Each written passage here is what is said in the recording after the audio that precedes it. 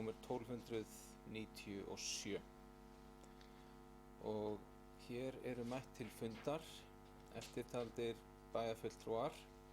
Það eru Rakel Óskarsdóttir, Valgarður L. Jónsson sem hér talar og gegnir hlutverki forseta bæjarstjórnar, Elsa Lára Arnardóttir, Sandra Margrét Sigurjónsdóttir, Gerður Jóhanna Jóhannsdóttir, Einar Brandsson, Ragnar B. Sæmundsson, Bára Daðadóttir, Ólafur Adolfsson og einnig sitja fundinn þeir Sævar Freyr Þráinsson bæjarstjóri og Steinar Dagur Adolfsson sem sviðsstjóri stjórnsýslu og fjármálasviðs og sér ritun fundargerðar. Og ég vil bjóða fundarmenn velkomna til fundar að loknu sumarleyfi bæjarstjórnar og byrjum á því að forseti óskar eftir því að hér verði tekið inn með afbrigðum mál sem hefur málsnúmerið 1908-313 áskorun til ríkisstjórnar Íslands stefnubreytingu í málefnum orkukrafts iðnaðar og þetta er þá dagskrárliður númer 1 á dagskrá. Þessi samþykki að taka þetta mál inn á dagskrá fundarins, skilur svo gefa merki. Það er samþykkt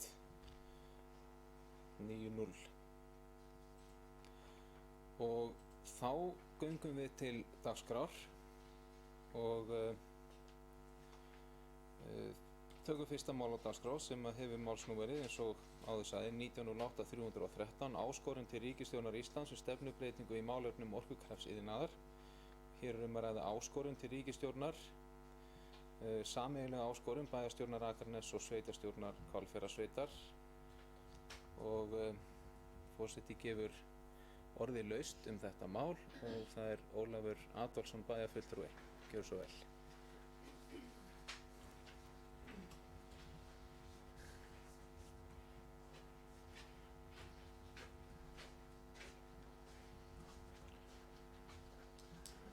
Herra forseti, ágætu bæjarfulltrúar. Ég ætla að fá leyfi forseta til að lesa hér upp áskorun bæjarstjórnar Akraness og sveitarstjórnar Hvalfjarðarsveitar til ríkisstjórnar Íslands stefnubreytingu í málefnum orkukrafts iðnaðar. Bæjarstjórn Akraness og sveitarstjórn Hvalfjarðarsveitar komu saman til sameiginlegs fundar mánudaginn 27. ágúst 2019 vegna þeirrar alvarlegu stöðu sem upp komin í atvinnumálum á Grundartanga og leitt getur til verulegs samdráttar í starfsemi orkukrafts iðnaðar og fækkun starfa. Núverandi atvinnustarfsemi á Grundartanga hefur byggst upp á löngum tíma og er gríðarlega mikilvæg fyrir sveitarfélögin á Vesturlandi, Akraness, Hvalfjarðarsveit og í vaxandi mæli Borgarbyggð.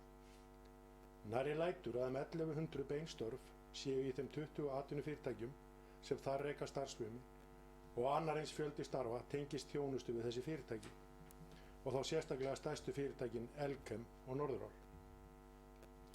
Ötullega hefur verið unnið að því undanfarin ár á vettvangi samstarfs Þróunarfélags Grundartanga, Norðuráls, Elkem og Faxaflóahafna að finna, greina og nýta þau tækifæri sem svæðið býr yfir til vaxtar og aukinnar verðmætasköpunar. Þar hefur sérstök áhersla verið lögð á umhverfismál, nýsköpun og fullnýtingu efnis og auðlindastrauma á sviði orkuvinnslu og orkuendurvinnslu sem nýtt verði til uppbyggingar nýrra fyrirtækja með tilheyrandi fjölgun starfa. Því miður er nú margt sem bendir til þess að sú mikla vinna sé unnin fyrir gíg vegna breytinga á rekstrarumhverfi orkukrafts iðnaðar á Íslandi. Afleiðingar þessa má meðal annars sjá í niðurstöðu gerðardóms orkuverð til Elkem og Grundartanga. Stjórnvöld á Íslandi sköpuðu orkukrafum iðnaði góð skilyrði til rekstrar með sanngjörnu raforkuverði og fengu með því til sín öflug fyrirtæki sem mörg hver hafa verið í rekstri áratuga skeið. Þau hafa greitt há laun og haft mjög jákvæð áhrif á uppbyggingu sinna nærsamfélaga.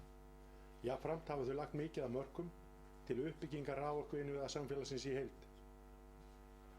Að auki er rétt að benda á mikilvægi framleiðsluvara fyrirtækja á Grundartanga sem eru lykilframleiðendur ýmissa sérvara sem leitað er eftir til lausnar í þeim orkuskiptum sem nú eiga sér stað og kallað er eftir á heimsvísu.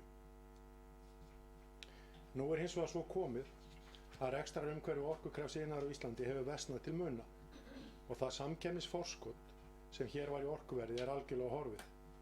Kjörnir fulltrúar á Akranesi og í Hvalfjarðarsveit kalla eftir svörum hver tók ákvörðun þessa stefnubreytingu og á hvaða vettvangi hún var tekin. Birtingarmynd þessar ákvörðunar framganga Landsvirkjunar, fyrirtækis sem að öllu leyti í eigu ríkisins og hefur í krafti einokunarstöðu í raforkusölu á stórnetamarkaði knúið fram mjög miklar verðhækkanir á raforku til orkukrafs iðnaðar. Forstjóri fyrirtækisins hefur endurtekið lýst því yfir að hlutverk þess sé meðal annars verðmætasköpun, en fram til þessa hefur sú verðmætasköpun eingöngu snúist að hámarka arðsemi Landsvirkjunar en ekki að horfa til heildarhagsmuna þjóðarinnar. Því vilja kjörnir fulltrúar sveitarfélaganna minna á að í fyrirhugaðri orkustefnu má finna eftirfarandi leiðarljós: að hámarka samfélagslegan ávinning af nýtingu orku, stuðningur stefnunar við atvinnustefnu og samspil við lykilatvinnugreinar, stuðningur stefnunar við byggðastefnu og jákvæða byggðaþróun til lengri tíma. Með hliðsjón af framansögðu skora bæjarstjórn Akraness og sveitarstjórn Hvalfjarðarsveitar á íslensk stjórnvöld að endurskoða núverandi stefnu í málefnum orkukraftsiðnaðar á Íslandi og setja Landsvirkjun eigendastefnu án tafar sem meðal annars tekur mið af ofangreindum leiðarljósum í framtíðar orkustefnu Íslands.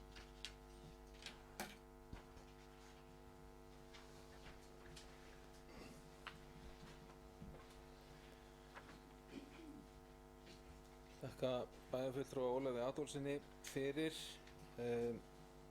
þá sem eru að fylgjast með fundinum, hlusta, að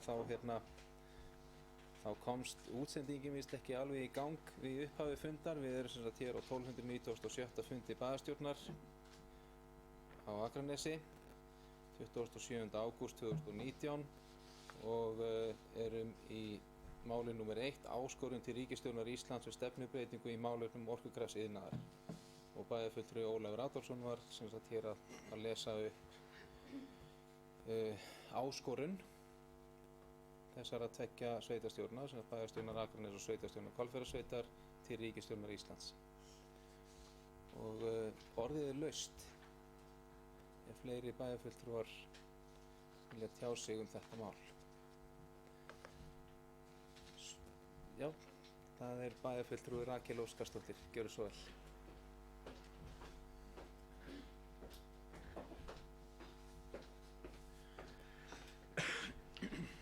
Forseti, ágætu bæjarfulltrúar, ég ætla bara að koma hér upp og fagna þessu. Gríðarlega mikilvægt og ég held að það sé bara gott hjá okkur líka að þakka Ólafi Adolfsssyni bæjarfulltrúa og okkar manns í þróunarfélaginu á Grundartanga fyrir mikið og óeigingjarnt starf. Búin að eiga marga fundi og undirbúa þetta mál mjög vel, þannig að ég vildi bara koma hér upp og færa þakkir fyrir óeigingjarna vinnu.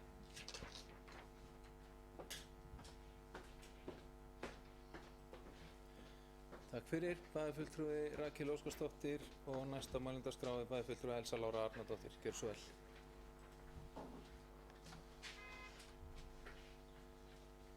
Forseti, ágætu bæjarfulltrúar, bæjarstjóri og aðrir sem á hlýða.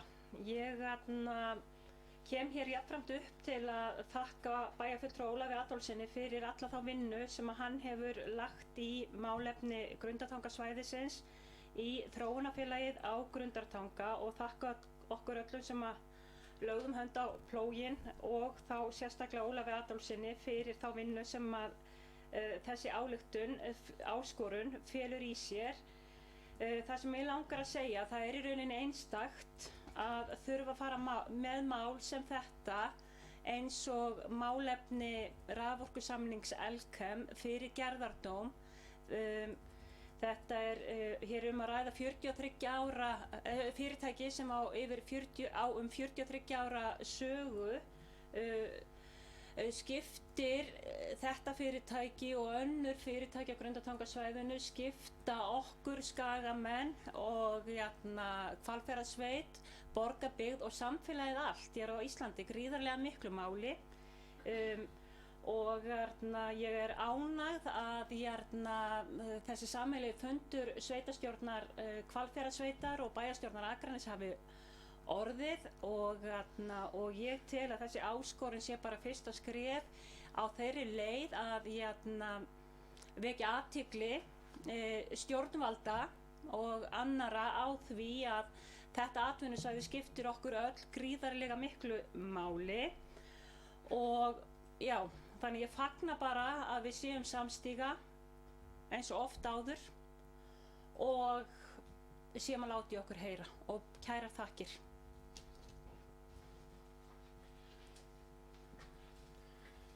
Takk fyrir bæjarfulltrúi Elsa Lára Arnardóttir. Fleiri sem óska eftir að ræða þetta mál? Svo er ekki. Jú, það er bæjarstjórinn Sævar Freyr Þráinsson. Gjörðu svo vel. Forseti, ágætu bæjarfulltrúar, ég vil bara taka undir mikilvægi þessa máls. Það sýnir hversu mikilvægt það er þegar að bæjarstjórn Akraness og sveitastjórn Hvalfjarðarsveitar koma sér saman mál og það í sjálfu sér eru líka tíðindi og sýnir hversu miklu máli þetta skiptir. Við erum því miður að fara að horfa á stöðu þar sem að við erum að horfa upp á hnignun á þessu svæði eða að minnsta kosti stöðnun í stað þess þegar að íslenskt samfélag þarf á því að halda að hér séu að fara í uppbyggingu og samdráttarskeiði hér í íslensku samfélagi þar sem að þessi fyrirtæki geta virkilega verið að gefa í bæði hvað varðar fjárfestingartækifæri sem að við þeim blasa og í uppbyggingu þar sem að hægt er að nýta nýja tækni til þess að stuðla að því að verða enn umhverfisvænni en þau eru í dag. Í rauninni ná því að núllstilla sig hvað varðar kolefnisjöfnun til næstu ára og þetta eru það sem maður óttast að þessari stundu eru gríðarleg glötu tækifæri og þetta eru sömuleiðis fyrirtæki sem að eru eftirsótt allan heim, eru fyrirtæki sem eru að gegna hlutverki og jafnvel lykilhlutverki í að leysa úr vandann sem að heiminum steðjar í loftslagsmálum og það að við séum ekki með skýra stefnu það hvernig við viljum vinna með slíkum fyrirtækjum til næstu áratuga eru þetta graf alvarlegt og að við kunnum ekki að vinna með alþjóðlegum fyrirtækjum er alvarlegt mál. Þannig að ég fagna þessari ályktun bæjarstjórnarna alla. Hvað fyrir?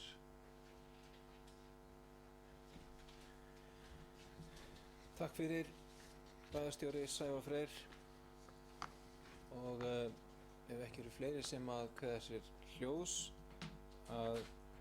þá vil ég héðan úr forsetastól taka sérstaklega undir þakkir til bæjarfulltrúa Ólafs Adolfssonar fyrir mikla og mikilvæga og óeigingjarna vinnu í þessu máli og við undirbúning þessarar áskorunar.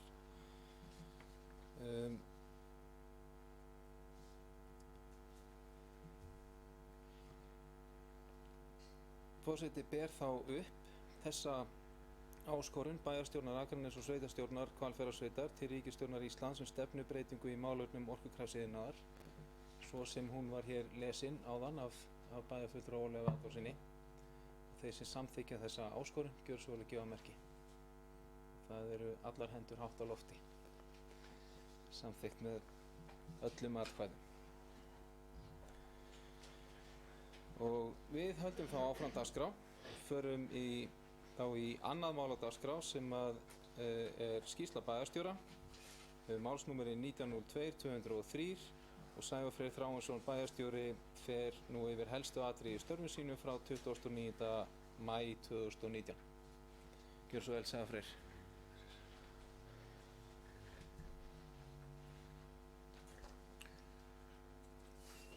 Forseti, ágætu bæjarfulltrúar og aðrir sem á hlýða. Ég verð nú að nota tækifærið og ljóstra því upp að ég stend hér og held upp á sama tíma upp á silfur brúðkaupsafmæli, 25 ára brúðkaupsafmæli og hvað er betra en að eiga rómantíska stund með bæjarstjórninni á sama tíma. En svo ég vindi mér nú að erindinu þá mun ég flytja skýrslu bæjarstjóra fyrir tímabilið frá 29. maí til dagsins í dag. Og við byrjum á atvinnu og ferðamálum og þá var svona það fyrsta sem við tókum fyrir mjög snemma á þessu tímabili var að bæjarráð samþykkti 31. maí að fara ekki í ráðningarferli á nýjum verkefnastjóra atvinnumála sem hafði þá rétt á undan störfum en nýta þess í stað fjármagn vegna launakostnaðar verkefnastjóra til aðkeyptrar sérfræðiþjónustu vegna verkefna sem tengjast atvinnuuppbyggingu á Akranesi. Lagt var upp með plan sókn í atvinnumálum þar sem 7 milljónir á árinu 2019 og 14 milljónir á árinu 2020 verði nýttar til kaup á sérfræðiþjónustu. Jafnframt lagt upp með að nýta 5 milljónir af fjárfestingu á framkvæmdaáætlun á árinu 2019 sem voru og eru eyrnamerktar meðal annars í verkefnið tengt Sementsreitnum og 13 milljónir á árinu 2020 í sóknarverkefni í atvinnumálum. Svona til þess að fara yfir aðeins hvernig þetta hefur gengið síðan. Unnið hefur verið að mörgum verkefni í þessari sóknaráætlunum og þar nefna Guðlaugu, skoðun á speli 2.0 sem svona vinnuheiti hjá okkur eða hvort atvinnutæki getur legið í því að vera með gjaldtöku í tengslu við það að ríkið er að huga að því að fara í svona blandaða leið opinbers og einkaaðila í til dæmis uppbyggingu á Sundabraut og svo fleiri framkvæmdum. Svo erum við að laða til Akranes stórt gagnaversfyrirtæki, vinna að markaðssetningu flóahverfis, sækja fram í heilsueflandi ferðaþjónustu, þróa áfram Sementsreit í hvað varðar íbúðakjarna, atvinnustarfsemi í verslun og þjónustu og hótelrekstur. Og ég ætla að fara nánar yfir sum þessara verkefni hér á eftir. Gengið hefur verið frá samkomulagi við Dagný Hrönn Pétursdóttir, fyrrverandi framkvæmdastjóra hjá Bláa lóninu að aðstoða við næstu skref í þróun svæðisins við Guðlaugu sem hefur aldeilis slegið í gegn. Verkefni með Dagný er nýhafið en í því felst að vinna heildarsýn fyrir svæðið og undirbúa deiliskipulag, útbúa áætlun, 5 til 10 ára uppbyggingaáætlun fyrir svæðið og sjá til þess að skipulag og hönnun endurspegli heildarsýnun á svæðinu. Undirbúa viðskiptaáætlun fyrir mögulegan rekstur á Guðlaugu og öðrum rekstrareiningum sem geta risið í kringum þessa flottu starfsemi. Finna og laða að rétta fjárfesta og samstarfsaðila. Og svona af því að tala um Guðlaugu þá ætti ég að skjóta því inn að við samþykktum nýlega í auki fjármagn vegna öryggissjónarmiða í bæjarráði ásamt því að auðvitað Guðlaug sjálf hefur slegið í gegn í sumar. Og við erum búin að fengum sem dæmi gesti á tímabilinu apríl og fram til dagsins í gær 24.000 gesti, hvorki meira né minna, sem bara aldeilis glæsilegt og það voru nokkur þúsund gestir, ég ekki með þá tölu hjá mér, sem að sóttu Guðlaugu á tímabilinu desember og fram að aprílmánuði. En það var eitthvað minna en þetta sýnir svo ekki sé vilst hversu vinsæl Guðlaugu er búin að vera. Hún gefur okkur þá einhverja mynd af því hvernig við viljum þróa þetta verkefni áfram. Gengið hefur verið frá ráðninga og erlendur ráðgjafa Andreas Dressler sem sérhæfir sig í ráðgjöf erlend stór gagnaversfyrirtæki sem að munu að horfa til þess hvar þau vilja staðsetja sín gagnaver víða í heiminum og við munum fá slíka heimsókn í október og munum þau skoða hvort Akranesi er valkostur sem staður fyrir stórt gagnaver. Verkefnið er umfangsmikið og í raun nokkur óvissa hvort við náum að vera tilbúin með alla þá þætti sem þyrfti helst að svara þegar maður fær slíka heimsókn. En undirbúa þarf gögn svo sem svæðið, skipulag, jarðveg, vatn og það nú líkur á því að við getum ekki afgreitt fyrir októberlok breytingar og deiluskipulagi sem dæmi til að benda á það sem gæti þurft að gera til þess að vera klár fyrir slíka aðila. Það er aðgangur á orku og hvernig hægt að uppfylla það hagstætt veðurfar á Akranesi, rakastig, vindrós er svæðið hentugt og örugt, hver glæpatíðni nákvæmlega á svæðinu, fjarlægð frá alþjóðaflugvelli nálægt við höfuðborg og aðgang og þjónustu á öllu svæðinu hér frá Akranesi og að stór höfuðborgarsvæðinu. Greining á náttúruhamförum, samkeppnisumhverfi, samgöngumálum og ýmsar aðrar greiningar á auðlundum eins og aðgangur á vatni sem er mikilvægt fyrir kælingu á slíkri verksmiðju. Og svo svona aðgangur að mannuð, menntun, vinnuafl og önnur hæfni sem við þurfum að vera með á hreinu ásamt því hvers konar þjónustu við bjóðum upp á í samfélaginu hér og getum við búið upp á einhver incentives fyrir slíka fjárfesta hér á Íslandi eða sérstaklega á Akranesi. Svo hefur starfshópur eða erindisbréf fyrir starfshóp Spöl 2.0 verið samþykkt í bæjarráði og gert ráð fyrir að starfshópurinn hefji störf núna í byrjun september. En markmið hópsins er fyrst sinn að kanna laga og pólitískt umhverfi í tengslu við að búa til svokallað innheimtugátt sem kemur að veggjöldum, sektagreiðslum og rekstur bílastæðasjóða og svo framvegis. Unnið er að því að fara í sameiginlegt verkefni Akraneskaupstaðar og Brim sem áður hét HB Grandi sem að KPMG myndi vinna þar sem skoðað yrði í sameiningu möguleikar á uppbyggingu atvinnu og sömulegis annarri sókn byggð á þeim greinum sem að Brim og þeim eignum sem Brim á hér á Íslandi. Og við erum svona að forma það í sameiningu með KPMG og í samstarfi við Brim hvort við náum saman hvernig verkefnið á að líta út og vonandi getur það skila sér í töluverði sókn hingað inn á svæði til framtíðar.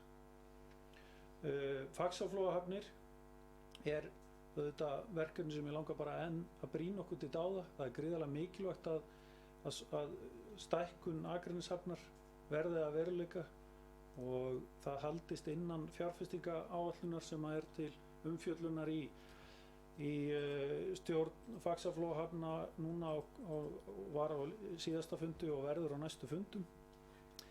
40 ára afmæli Elkem var haldið á tímabilinu sem ég er að fara hér yfir og það var má segja haldið í skugga þess gerðardóms það sem að fékkst þessi þvingaða niðurstaða sem að hér var minnst á áðan í málinu sem að tekið var fyrir hér áðan og þurrkar upp hagnað Elkem á Íslandi sem á sama tíma er að glíma við erfið ytri skilyrði þar sem að markaðir eru erfiðir og það er sá forstjóri sem að hefur leitt Elkem hefur nú hætt störfum og horfið til eða er að hverfa frá og mun fara í ný störf. Búið er að ganga frá ráðningu á nýjum forstjóra, Einari Þorsteinssyni, sem að er í miklum sóknarhug og það er búið að vera mikil vinna á vegum Þróunarfélags Grundartanga undir forystu Ólafs Adolfssonar í þessu sem að hefur verið að gegna gríðarlega mikilli hagsmunagæslu fyrir okkur hér á Akranesi og auðvitað alla þá sem að þarna starfa og maður hefur miklar áhyggjur af því að þessi fyrirtæki ætla að halda að sér höndum núna í uppbyggingu, bæði Elkem og Norðurál og það þurfi að leita leiða til hagræðinga hjá þessum fyrirtækjum og við séum sömuleiðis og við séum myndist á hér fyrr á fundinum að glata ýmsum sóknartækifærum sem að hér eru í boði. Og það er mikilvægt eins og stefnan kynnti hér áðan að orkustefnan til framtíðar styðji að við getum haldið slíkum fyrirtækjum til framtíðar. Svo erum við búin að hefja undirbúning við fyrirkomulag og hvernig við viljum standa að vali á aðila til reksturs ferju milli Reykjavíkur og Akranes og við erum svona að vinna með þá hugmynd að fara ekki í útboð heldur yrði fyrirkomulagi með öðru sniði þar sem við myndum auglýsa ákveðna fjárhæð fyrir rekstraraðila að rekstraraðila þess sem yrði með ferjuna og svona útfærsla á þessu ætti að fara þetta inn í þetta er á vegum svona starfsmannabæjarins að útfæra þetta og ætlum að taka fyrir í skipulags- og umhverfisráði fyrst áður en að haldið verður áfram með það inn í bæjarráð. Í byrjun júní var svo undirritað samkomulag milli Akraneskaupstaðar, Orkuveitu Reykjavíkur og Veitna uppbyggingu innviða fyrir rafbílaeigendur og það búið að vera í gangi vinna hjá Veitum í þessu að koma upp fyrstu hleðslustöðunum sem að verða á endanum alls á 6 stöðum eins og ég hef áður sagt frá hér í pontu, meðal annars við Jaðarsbakka, Brekkubæjarskóla, frístundamiðstöðuna og hérna við bæjarskrifstofunar, svo eitthvað sé nefnt. Og við erum sömuleiðis að undirbúa úthlutunarreglur fyrir þá styrkmöguleika sem að þeir sem búa í fjölbýlishúsum eða húsfélag fjölbýlishúsa geta sótt í og þar verða 8 milljónir í sjóðnum sem að dreifist yfir nokkur ár þar sem við ætlum að úthluta úr honum samtals. Vonast ég til þess að þessar reglur verði afgreiddar úr skipulags- og umhverfisráði eða þær berist inn í skipulags- og umhverfisráð fljótlega og við munum afgreiða það vonandi hvernig við munum standa að þessu. Og svo eru framkvæmdar hafnar á Breið en starfsmenn garðyrkjudeildarbæjarins hafa unnið nú í óðaunni að endurgera hluta stakkstaðina sem áður voru notuð við að breiða út saltfisk til þerris. Þetta hluta af heildarhönnun arkitektstofunnar Landslags við breiðina og steinalögnin unnin undir handleiðslu Unnars Elíassonar torf- og grjóthleðslumanns. Jafnframt sinnti öllum slíkum verkum á svæðinu. Útboð vegna framkvæmdarinnar í heild sinni var opnað nýlega og lagði skipulags- og umhverfisráð til að semja við Íslandsgáma en þeir voru lægstbjóðendur.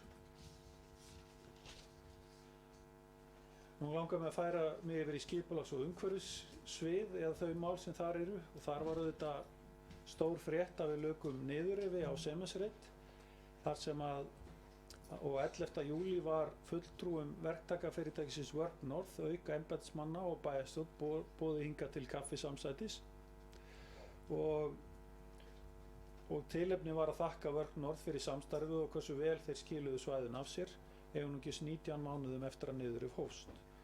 Það var í mínum huga aðdáunarvert hversu vel var aðstaðið við alla þætti verksins og metnaður lagður í frágang svæðisins. Hvað varðar svona helstu framkvæmdir í bænum, þá búið að vera að vinna mikið í sumar að hönnun á Faxabraut, þar að segja hönnun á grjótvörn og vegagerð við Faxabrautina. Það hefur þetta verkefni miðað vel áfram og mun gatan þar sem að hún var hækka hvað mest fara upp 2 metra. Þannig að þær hugmyndir sem voru áður uppi að íbúabyggðin yrði þarna í halla, það svona líkur á því að sá halli verði töluvert minni sem auðvitað bara mjög ánægjulegt og mun einfalda í rauninni allt verkefnið í heild sinni í framhaldinu og þessi reitur sem við erum þarna að byggja eða ætlunin að byggja á hefur fengið vinnuheitið Langasandsreitur sem svona uppbyggingarnafn á meðan að í stað þess nafn sem var áður Semensreitur. En við sömuleiðis þrýstum á vegagerðina að fara í viðgerðir á Faxabrautinni sem að náðust nú í gegn og þeir fjármögnuðu og var það ágætt svona úr því að gatan hún var nánast orðin óökufær. Hringtorgið var klárt við Ólís í rauninni áður en þetta tímabil hófst en við vorum nýbúin að hefja framkvæmdir við fyrri áfanga á Esjubraut en þær eru núna velkomnar hvað varðar fyrri hluta þess áfanga og núna erum við að vinna gögnum til að kynna hjáleiðir vegna áfanga 2.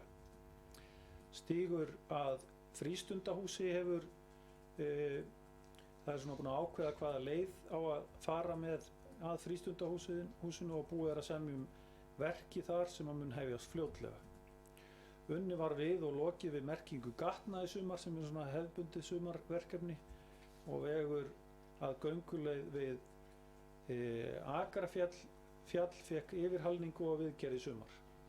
Gatnagerðargjöld, þar höfum við verið að horfa til þess að skoða hvort að hækkun komi til greina til að nálgast raunkostnað og sérstaklega erum við einbytt okkur að því að ná inn fyrir kostnaði á á þá Langasandsreitnum sem ég var að minnast á hérna áðan, hvort að það verði sérstök verðlagning þar eða sem yrði þá frábrugðin því sem við erum með annar staðar.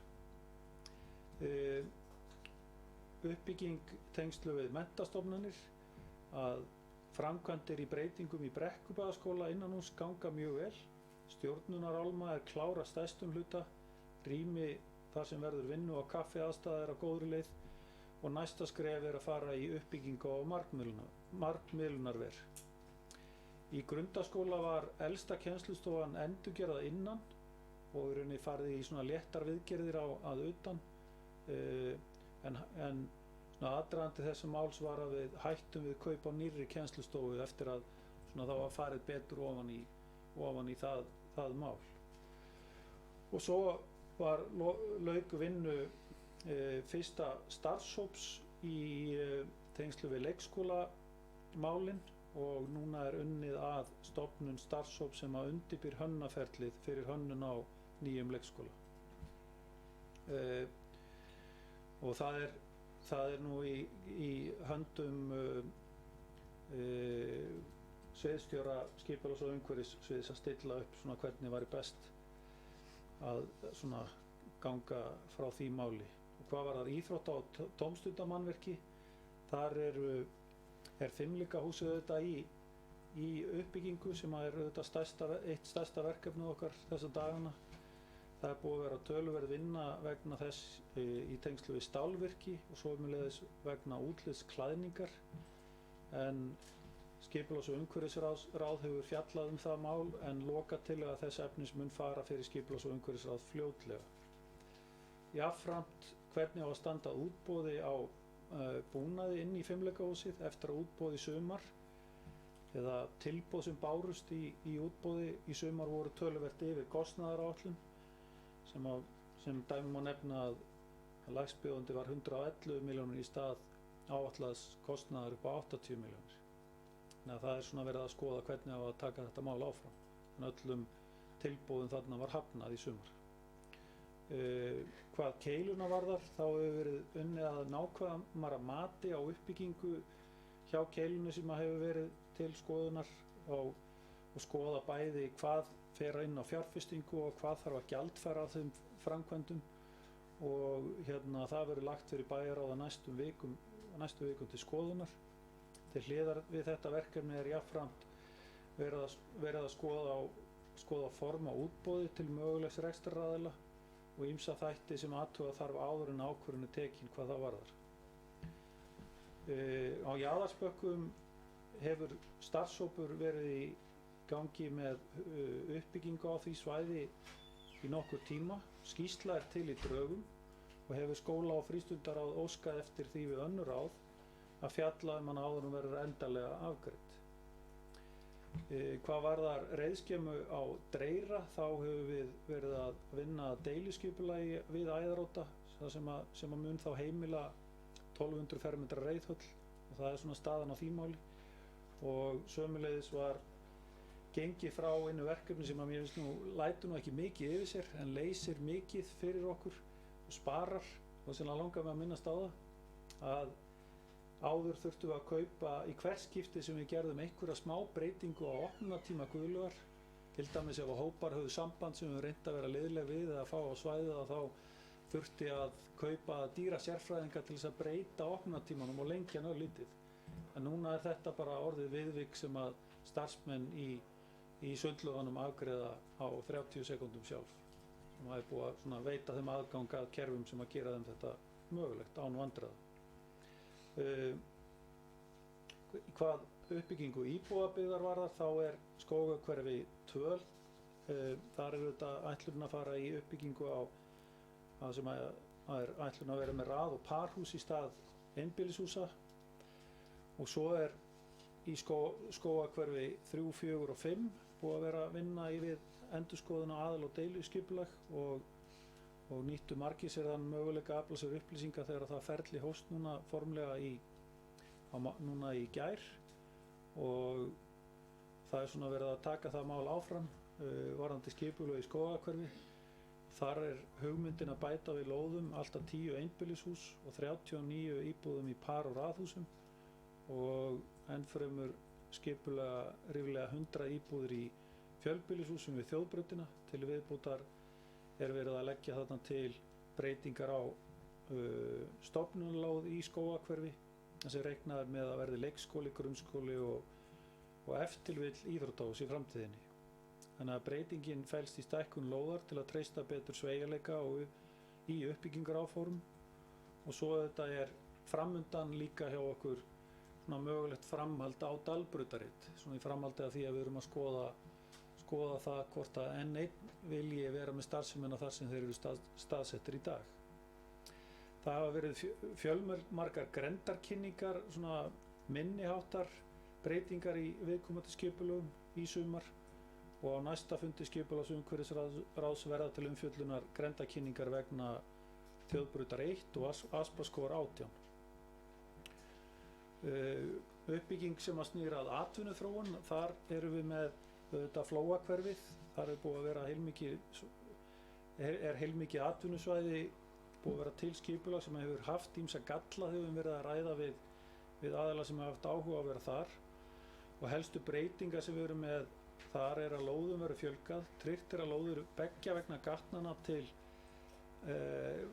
að tryggja fjárhagslega hagkvæmni, meiri fjölbreytni í lóðastærðum, þar að segja fleiri minni lóðir og fyrir liggur að veitur munu hefja uppbyggingu í hverfinu fljótlega á lóðum við Lækjaflóa 1 og 3 en þær lóðir verða sameinaðar í eina.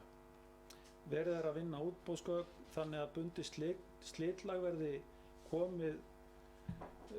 komið og lóðir standa við Nesflóa og Lækjaflóa. Þannig að jafnframt verið að vinna að skipuleggja gangstíg upp í hverfið og reikna með að sú framkvæmd hefjist á næsta ári. Og svo var ég búinn að minnast á gagnaversverkefnið en það getur kallað á deiliskipulagsvinnu sem við höfum ekki búin að hefja en getur komið út úr þessari vinnu sem ég fór yfir áðan. Og svo deiliskipulagi við Smiðjuvelli að ljúka. Þar reiknað með að byggingu fyrir léttan iðnað, þjónustur og skrifstofum. Byggingamagn samkvæmt skipulagi gæti verið alltaf 31.000 fermetrar og þar af bílakjallari fyrir 14.000 fermetrar. Það var reyndar eftir að koma í ljós hvort að þetta verði niðurstaðan hjá þeim aðila sem vill þarna byggja upp en töluverð vinna farið að klára sömuleiðis úrlaust mála vegna hús sem að stendur á þessum reit sem í eigu Íbúðalánasjóðs og erum við að vonast til þess að fá úrlausn á því á næstu dögum. Og svo liggur auðvitað fyrir deiliskipulag vegna Grenja sem að felst í stækkun á húsnæði sem á þessari vaxandi starfsemi á þessu svæði. Og Akraneshöfn, þar erum við búin að vera að klára skipulag fyrir stóru höfnina, 90 metra lengingu, svo höfnin verði samkeppnishæf að taka á móti stærri skipum. Og hótelreitur hefur verið skipulaður við Kirkjubraut, þar að segja deiliskipulag við Kirkjubraut 39 og þar verður heimilað að byggja alltaf 55 herbergja hótel. Og svo ég búinn að minnast á mögulega tilfærslu á N1 sem getur kallað á breytingar hjá okkur sömuleiðis. Uppbygging tengd ferðaþjónustu, og þar höfum við séð uppbyggingu og aðstöðu við Langasand og Guðlaugu þar sem að við lukum frágang á húsi sem keypt var á Guðlaugu í sumar. Reistitæki voru sett upp á Pönnuvelli. Hugmyndir var að svæðið yrði lagað í heild sinni og sett fullt af fallegum gróðri en við höfum þurft að draga aðeins úr framkvæmdum þar vegna þess að við höfum áhyggjur af því að við færum fram úr þeim ramma sem okkur verið settar í því verkefni. Þannig að við stöðvuðum frekari framkvæmdir í bili. Og í breiðinni þar grjótvörn sem fyrirhugað að laga og búið að semja við verktaka sem mun klára verkefnið fljótlega. Og við fengum 35 milljóna styrk til að rifja það upp og þar var þessi stakkstæði sem ég myndist á og fleira sem ég fór yfir rétt áðan. Og svo fékk tjaldsvæði nýja salernis- og sturtuaðstöðu en verktaki afhenti það reyndar ansi mörgum vikum á eftir áætlun eða núna í byrjun ágústmánaðar. Og svo hvað annað varðar að þá erum við að skoða staðsetningu á Grendastöð sem sem skilst að nú sé verið að horfa á við hlið Fjölliðunnar en einnig hefur verið nefnt við hlið Grundavalls.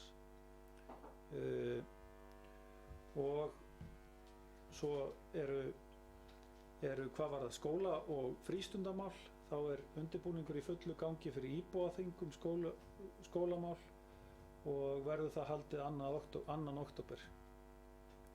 Akraneskaupstaður í samstarfi við Íþróttabandal Akranes og knattspyrnufélag ÍA tók í notkun þessa kloppavelli. Það verkefni hefur bara gengið gríðarlega vel. Litlir 8-tindir fótboltavellir sem spila hraða og skemmtilega leiki 1-1 og miðvikudaginn 29. maí voru fyrstu 2 vellinir vígðir í sitt-hvorri skólalóðinni og mættu til leiks Arna Már og Tryggvi Hrafn frá meistaraflokki karla og Veronika Líf og Eva María frá meistaraflokki kvenna til að taka fyrstu leikina á þessu nýju völlum. Og þá eru einnig komnir upp vellir hjá Akraneshöllinu og Merkutúni.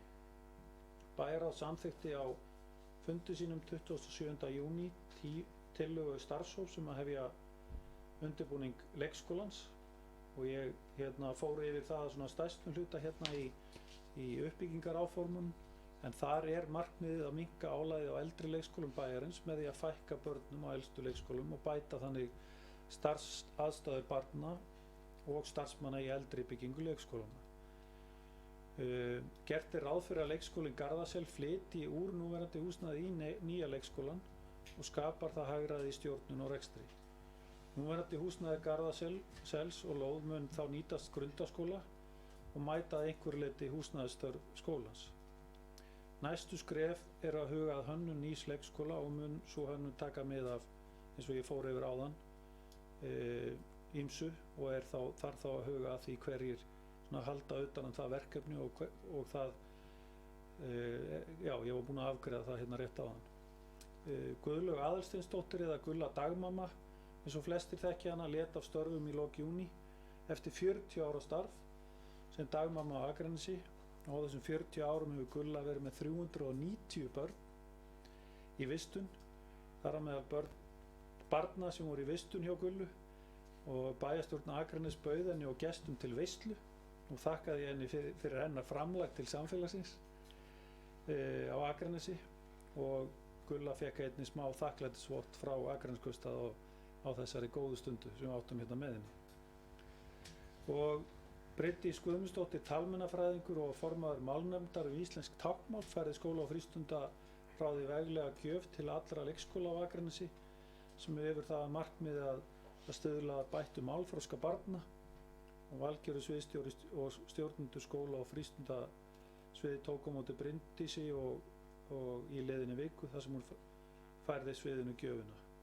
Að ræða námsöndir undir heitunni Lærum og leikum með hljóðin ásamt aukaefni eins og púsl, límmiðar og vinnusuttur sem styðja við hljóðanámið með fallegum stafamyndum og smáforriti fyrir iPad og námsefninu fylgja smáforrit sem ætluð barnafjölskyldum og fagfólki sem vilja veita börnum forskot til hljóðmyndum og undirbúa þau fyrir lestur og við sendum kærar þakkir fyrir.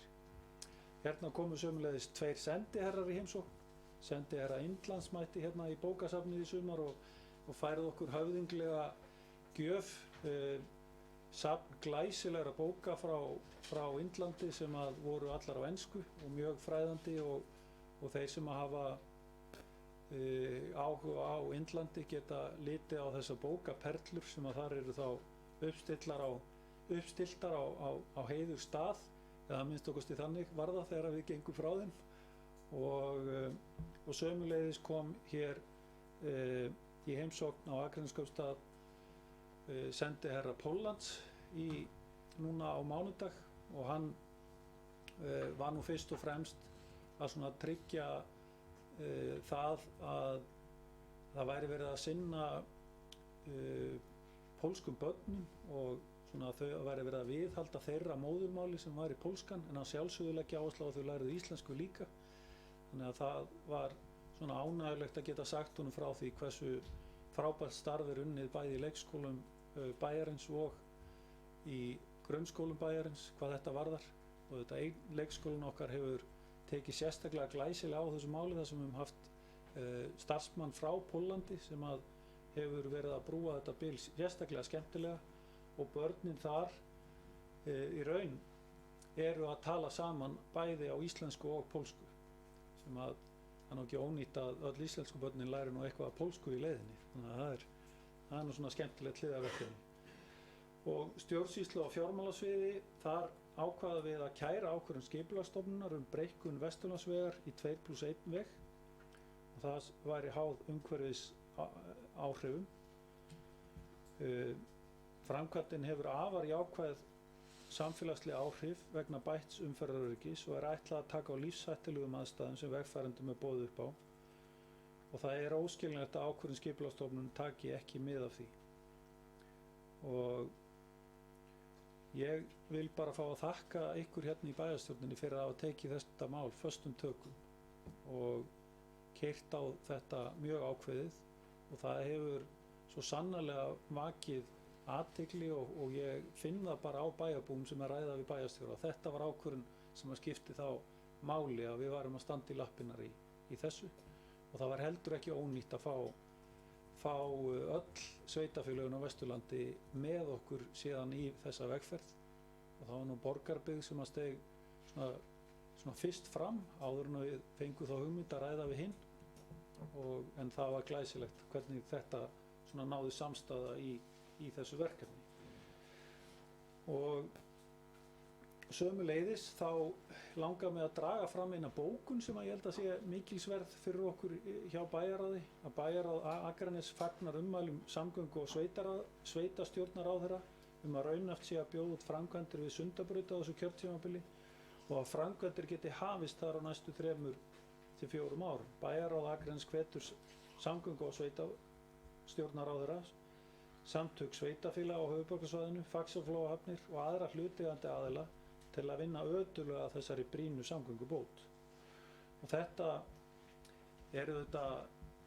svona í fyrsta sinn sem að ég fór virkilega að trúa því að við værum að fara að sjá einhverjar aðgerðir í þessum málum og ég svona held að það verður mjög spennandi að fylgjast með haustþinginu og sjá hvort að þær lagabreytingar sem ráðherra hefur verið að boða að þær verði að veruleika og ég held að við eigum að standa okkur áfram á þessari góðu vakt og fylgja þessu máli vel eftir. Í síðustu skýrslu vakti athygli ykkar á útboð vegna trygginga Akraneskaupstaðar voru opnuð og var fjallað málið í bæjarráði þann 16. maí síðastliðinn og VÍS var þar lægstbjóðandi. Ljóst var samt að VÍS gat ekki mætt kröfum Akraneskaupstaðar útibúa á Akranesi, þannig að niðurstaðan var að samið var við TM sem voru næstlægstir í útboðinu og gátu staðist þessar kröfur Akraneskaupstaðar. Á síðustu mánuðum hefur sömuleiðis farið fram uppfærsla á heimasíðu Akraneskaupstaðar sem nú litið dagsins ljós. Við uppfærslu síðunnar var horft til að einfalda hana, gera aðgengilegri fyrir notendur og aðlaðandi fyrir augað. Mikil vinna hefur farið fram og hún stendur enn yfir. Við munum örugglega reka okkur á eitthvað sem að betur má fara. Við erum að yfirfara innihald síðunnar ásamt því að með leiðarljósi að notendur verið fljótar að finna það sem þeir eru að leitað. Og þetta er einn af svona mikilvægustu þáttunum sem við erum að leggja áherslu á þarna. Og svo var ákveðið að ganga frá uppfærslu á vélbúnaði og hugbúnaði vegna símkerfis og erum svona búin að vera að keyra það verkefni áfram. Á velferðar- og mannréttindasviði var í byrjun júní gengið frá samning við Akur leiguhúsnæði fyrir Fjölliðuna og starfsemi hófst þar á ný 10. júní eftir þann bruna sem allir muna eftir hjá Fjölliðunni. Það var mikilvægt að geta gengið hreint til verka þarna en það er líka mikilvægt að við höldum vel á spilunum varðandi það að ákveða hvernig við ætlum að haga málum fyrir Fjölliðuna til lengri tíma. 27. júní var mikilvægur dagur hjá Akraneskaupstað en á þeim degi undirritaði Akraneskaupstaður, Hvalfjarðarsveit, samninga félagsþjónustu, barnavernd og málefni fatlaðra ásamt rekstri tónlistarskólans á Akranesi og þetta er gríðarlega mikilvægt skref í samvinnu sveitarfélagana. Þann sama dag fengu fyrstu íbúar Bjargs leigufélags afhenta lykla af íbúðum sínum við Asparskóga 12 og 14 og fékk ég það hlutverk ásamt Birni Traustasyni, framkvæmdastjóra Bjargs, að ávarpa nýju íbúðana og aðra gesti. Og svo var haldinn hér fundur, kannski frægur fundur, með félags- og barnamálaráðherra á Akranesi.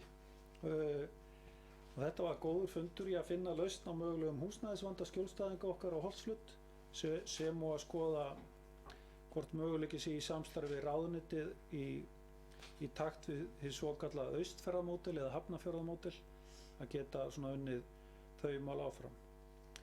Á það hefur verið bent að bæjarstjóri hefði átt að gæta þess að fulltrúar allra flokka myndu mæta á þennan fund og er það rétt og biðst ég afsökunar á þessum mistökum. Búið er að tryggja aðgang að 46 stæðum við Dalbrautareit og gengið var frá við húsfélagið hinum megin við götuna sem að mun nýtast Dalbraut 4 og þjónustumiðstöð sem þar er í byggingu.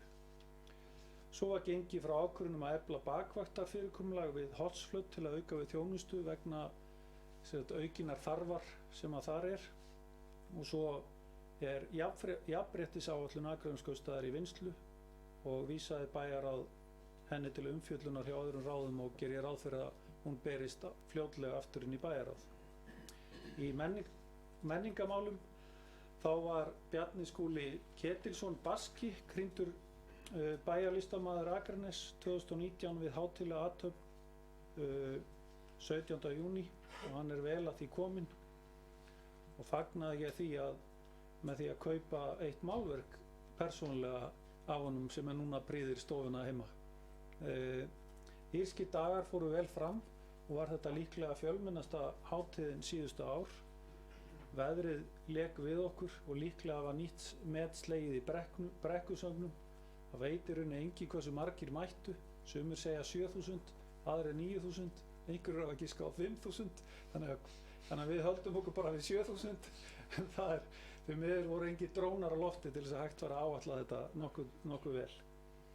Skagapassin var gefin út nýlega og hann gengur út á fullorðnir einstaklingar geti keypt sér passa á aðeins 1.500 krónum og fá með passanum aðgang fyrir einn að Jaðarsbakkalaug, Akranessvita og Byggðasafninu Görðum. Jafnframt gefur passin handa á 15% afslátt af mat á 5 veitingastöðum á Akranesi gegn framvísun hans. Stefnt er að kynningarátaki á þessari frábæra viðbót fljótlega, en hún nýtist jafnt íbúum á Akranesi og gestum okkar. Passin er til sölu í Akranessvita, Jaðarsbakkalaug og á Byggðasafninu. Unnið hefur verið að fyrirkomulagi útboðs vegna bíóhallarinnar og voru útboðsgögnin samþykkt á síðasta fundi bæjarráðs. Við erum svona með lögfræðingi að stilla af eitt smáatriði áður en við auglýsum þetta útboð, en annars gerir ég ráð fyrir að það fari í loftið bara í þessari viku.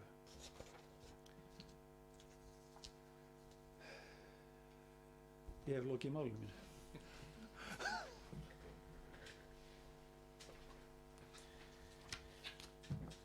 Kærar þakkir Sævar Freyr fyrir þessa góðu yfirferð og orðið er laust skýrslu bæjarstjóra.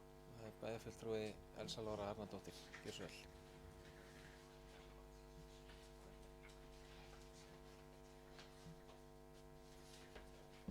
Forseti, ágætu bæjarfulltrúar og aðrir sem á hlýða.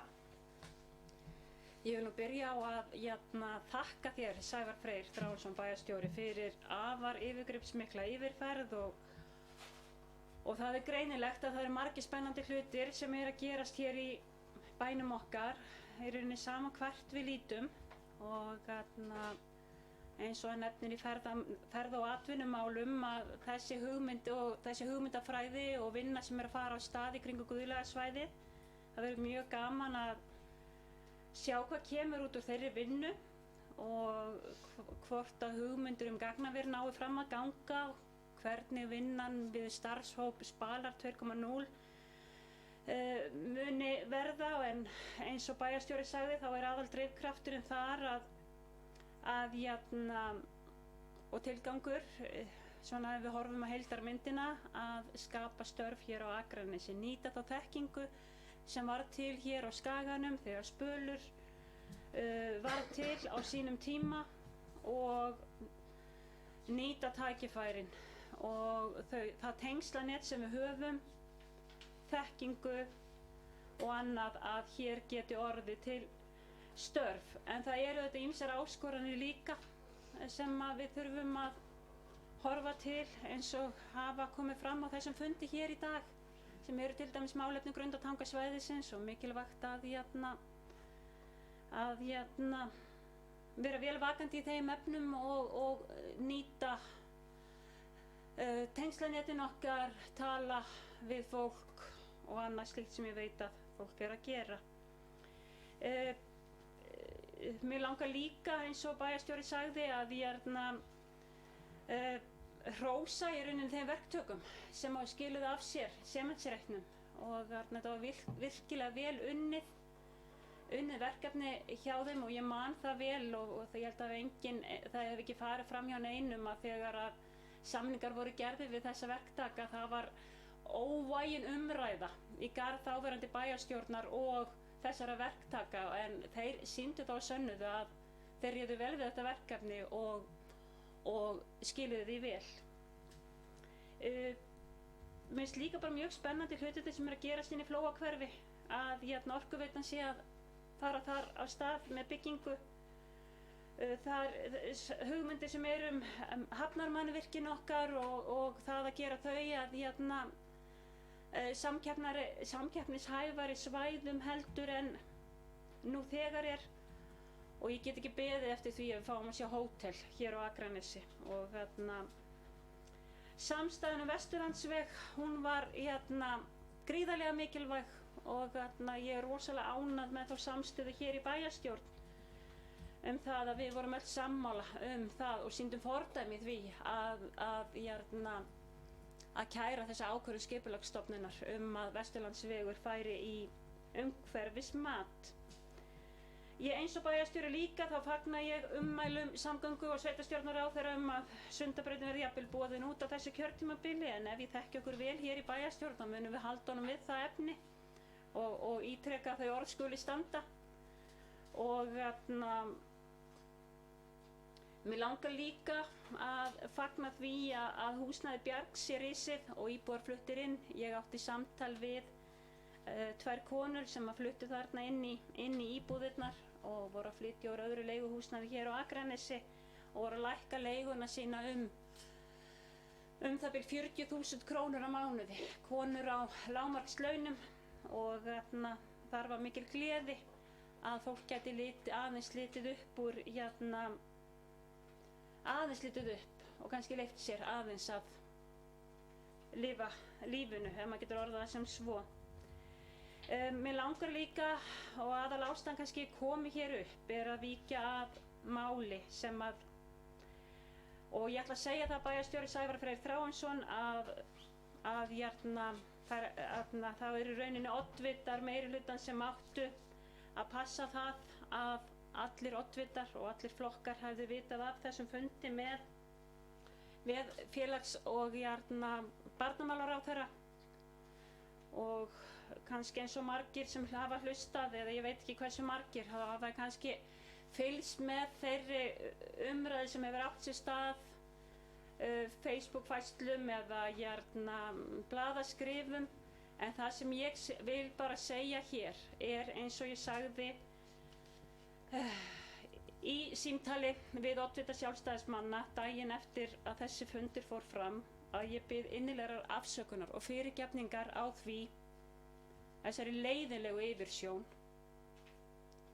og hræðilega klaufalegu yfirsjón að það hafi ekki allir vitað af þessum fundi.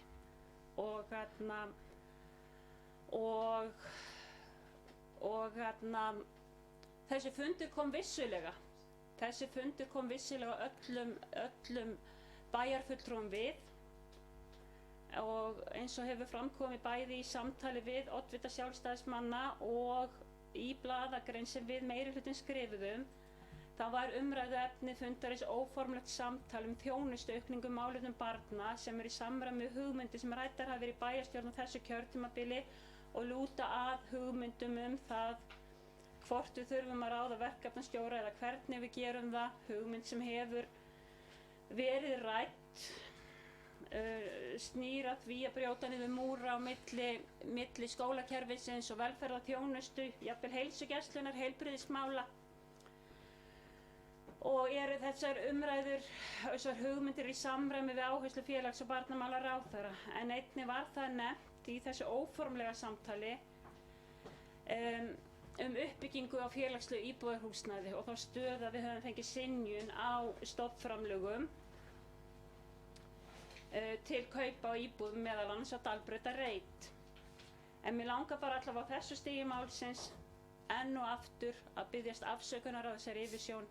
Ég mun gera mitt allra besta til að þetta endurtaki sig ekki og ég held ég ræði hér fyrir hönd allra í meirihlutanum og mér finnst þetta miður. Ég verð bara að segja það alveg eins og er og mér finnst þetta virkilega leiðilegt að ég tel að við höfum átt gott samstarf hér í bæjarstjórn. Það sem af er þessu kjörtímabili. Ég veit ekki hvort það séu allir sammála mér hér inni en mér finnst samstarfið hafa verið gott. Mér finnst við hafa geta rætt okkur niður á ýmsa þætti eins og til dæmis það að meirihlutinn féll frá hugmyndum það að breyta bæjarmálasamþykkt, vorum mjög þakklát fulltrúum Sjálfstæðisflokksins það að taka sæti sem varaformenn fagráða bæjarins og annarra slíka mála og ég vona bara svo sannarlega allir kæru bæjarfulltrúar að við getum haldið áfram að eiga gott samstarf hér í bæjarstjórn því ég tel að þannig vinnum við sem best fyrir bæinn okkar. Takk.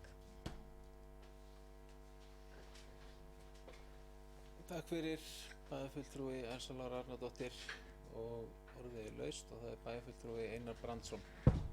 Við beðum orðið, gjörðu svo vel.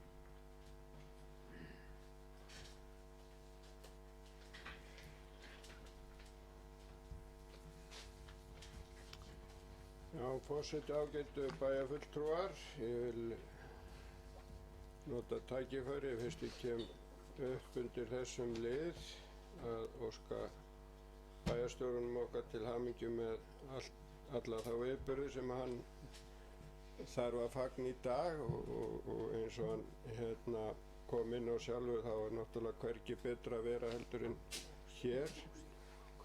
Já. Það eru allir viðburðirnir undir.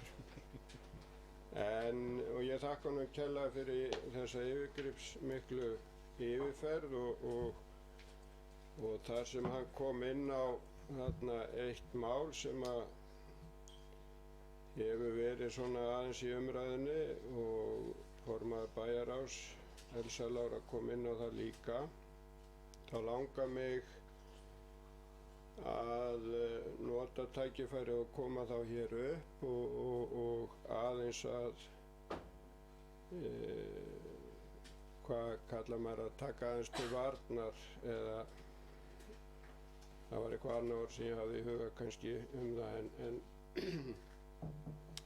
en í rauninni voru sem sagt tilefni þeirra skrifa sem að við í minnihlutanum birtum í Skessuhorni í lok júlí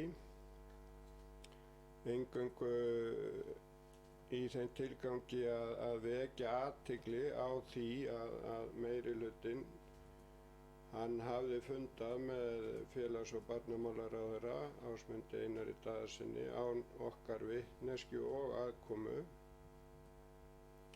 Einnig bentum við á það í greininni að í málefnasamningi Samfylkingar og Framsóknar og Frjálsa var lögð áhersla á gott samstarf allra flokka í bæjarstjórn, vanda á faglega stjórnsýslu og þróun á virku íbúðalýðræði. Í greininni í greininni frá meirihlutanum ritað með leyfi forseta: Undanfarin ár hafa hinir ýmsu bæjarfulltrúar sótt marga fundi í ráðuneyti án þess að fulltrúar minnihluta hafa verið kallaðir til. Þetta þekkja allir bæjarfulltrúar og sérstaklega þeir sem sátu í bæjarstjórn á síðasta kjörtímabili. þetta er alveg í sjálfu sér allt satt sem kemur þarna fram, en þau ár sem ég hef setið í bæjarstjórn og þau spanna orðið 9 ár, þá hafa verið haldnir fundir bæði hér og í Reykjavík hin ýmsu mál er varða okkur hér á Akranesi. Og ég minnist þess ekki annað en að það hafi yfirleitt verið bara ákveðið hverjir ætti að sækja þessa fundi fyrir okkar hönd. Það hefur sennilega verið allt frá því að það hefur bara farið 1 fulltrúi og upp í það allir í bæjarstjórninni hafa verið boðið að taka þátt í fundinum. Samkvæmt því sem ég best man, þá man ég ekki eftir því að bæjarfulltrúar meirihlutans hafi farið á fund ráðar án vitneskju þeirra sem hafa þá setið í minnihluta. Ef að hefur verið að ræða málefni bæjarins. Að sjálfsögðu höfum við og allir bæjarfulltrúar þessi ár hitt einslega eða þá sem hópur í pólitískum flokki hitt sinn ráðherra. Það hefur alltaf verið og þarf ekki að upplýsa hina í sjálfu sér það. En það að fulltrúa meirihluta bæjarstjórnar fundi með einum ákveðnum ráðherra og ræði við hann ýmis mikilvæg mál og minnihlutinn fréttir af því daginn eftir, það er svona algjörlega nýtt og þess vegna töldum við að við þyrftum að og væri í lagi að vekja aðeins athygli á því. En í greininni frá meirihlutunum er einnig ritað með leyfi forseta: í grein sinni halda bæjarfulltrúar Sjálfstæðisflokksins því fram að samstarfið í bæjarstjórn sé ekki gott. Og aðeins neðar: því er augljóst að tilgangur greinaskrifana er að teyma alla bæjarfulltrúa Akraness inn í átakapólitík. Og aðeins neðar: það er miður að bæjarfulltrúum Sjálfstæðisflokksins finnst ekki samstarfið í bæjarstjórninni gott. Og að lokum: það er jafnframt von okkar að sú átakapólitík sem einkennt hefur landsmálapólitíkina og í höfuðborginni sé ekki að hefja einreið sína hér á Akranesi. Það væri fínt ef að meirihlutinn eða fulltrúi frá honum getur bent mér á það í rauninni í greininni hvar það kemur fram að við teljum að samstarfið sé ekki gott. Ég held sjálfur persónulega að við höfum átt gott samstarf þar sem af er á þessu kjörtímabili og þau ár sem ég hef setið hefur yfirleitt verið gott samstarf. En við erum ekki alltaf sammála. Það í sjálfu sér hefur ekkert með það hvort að það er gott samstarf eða ekki.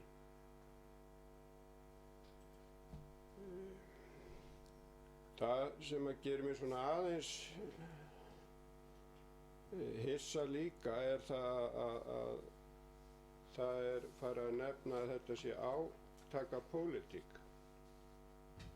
Mér finnst það nú frekar langsótt að það sé svo.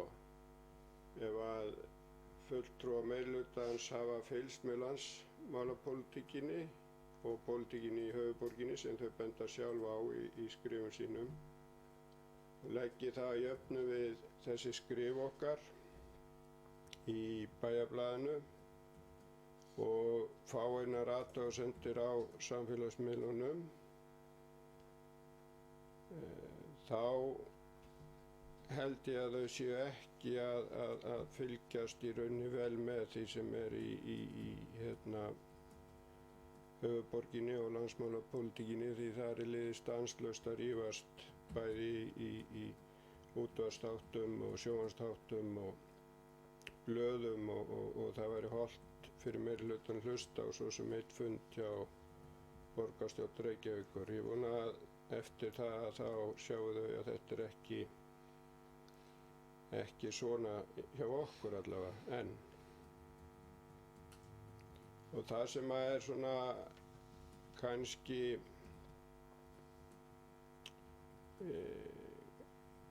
ég veit ekki hvað orð ég á að nota, en það hafa komið að máli við mig fólk sem að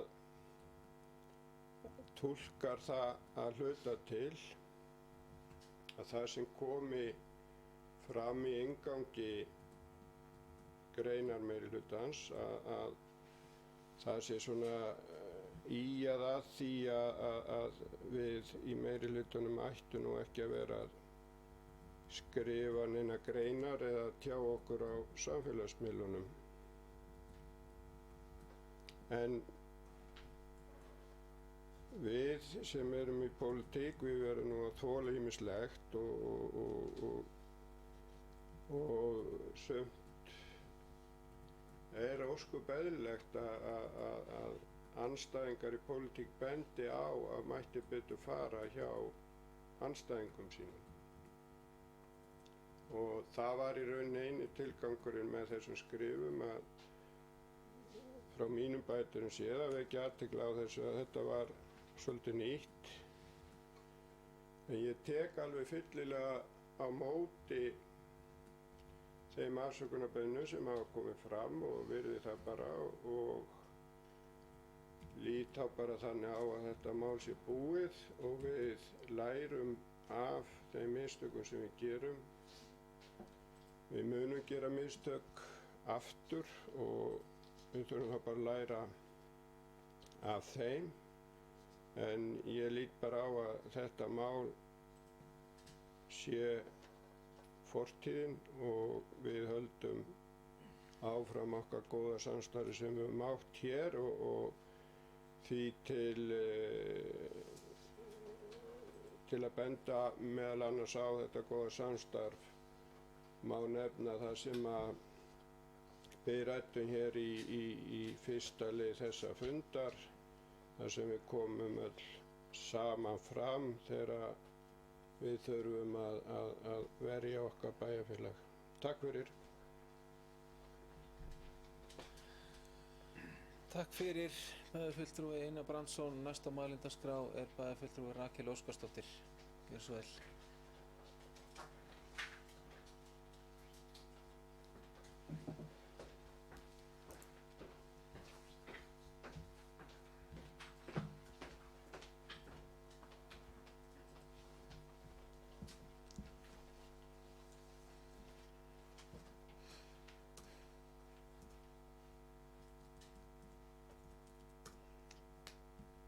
Forseti, ágætu bæjarfulltrúar og aðrir sem að fylgjast með okkur í gegnum netið eða útvarpsrás.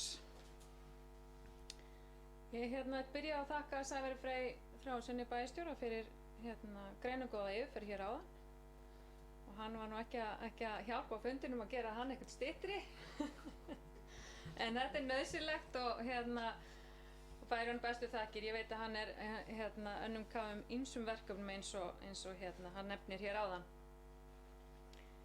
En ég get eiginlega ekki sleppt því að koma hér upp og ræða þessa grein sem að bæjarstjóri nefndi hér áðan og formaður bæjarráðs og svo Einar Brandsson.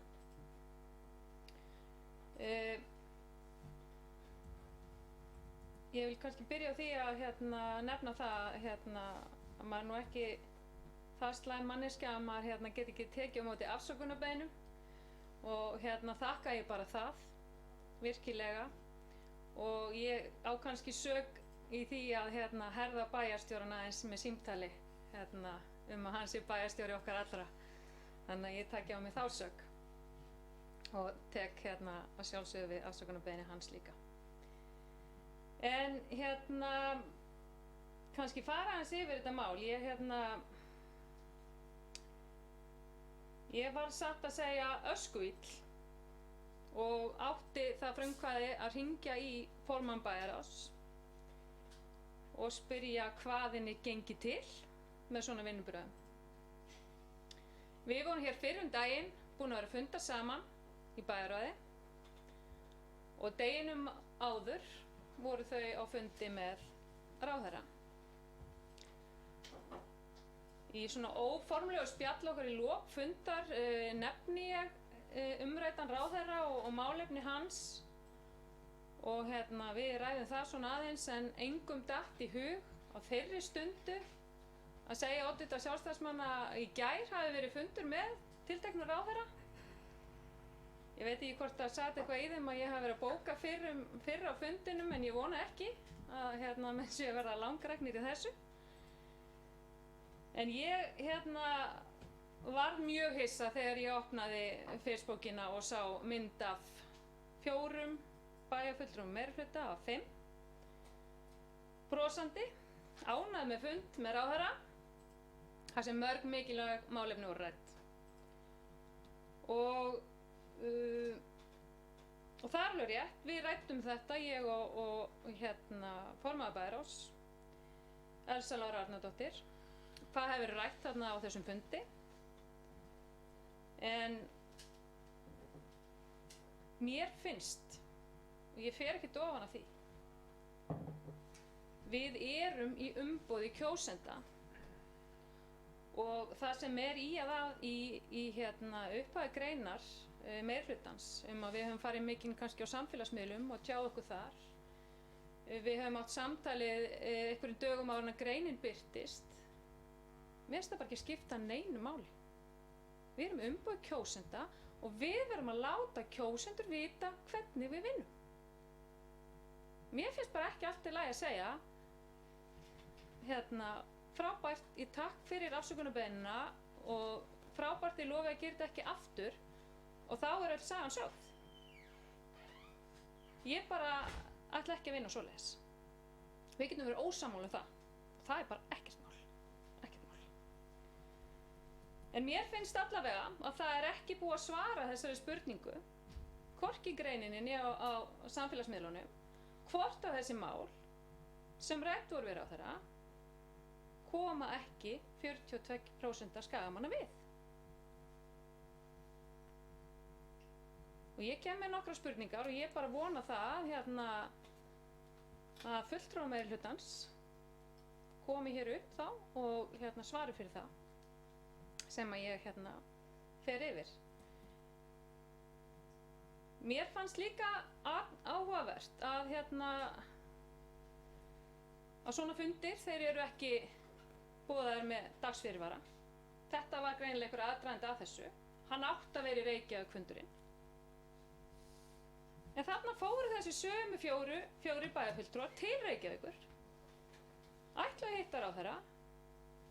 Hann gat ekki orðið við ósk þeirra þennan fund og bauðst í staðinn að koma á Akranes á fundinn.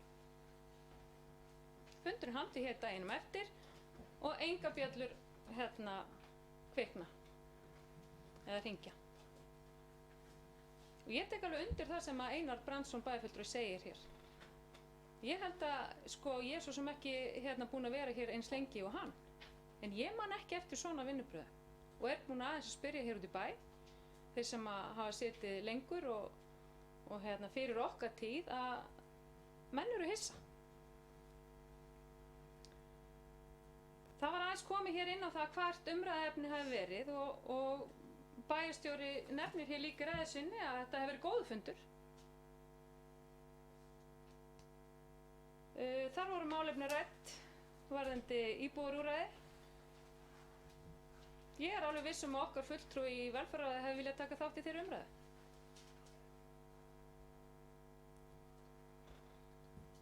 Og ég kannast ekki við það að þessi mál hafi rætt hér í bæjarstjórn. Ég held að þetta hefur rætt frekar í bæjarráði. Þetta Hafnarfjarðar líkan eins og nefnt hér áðan.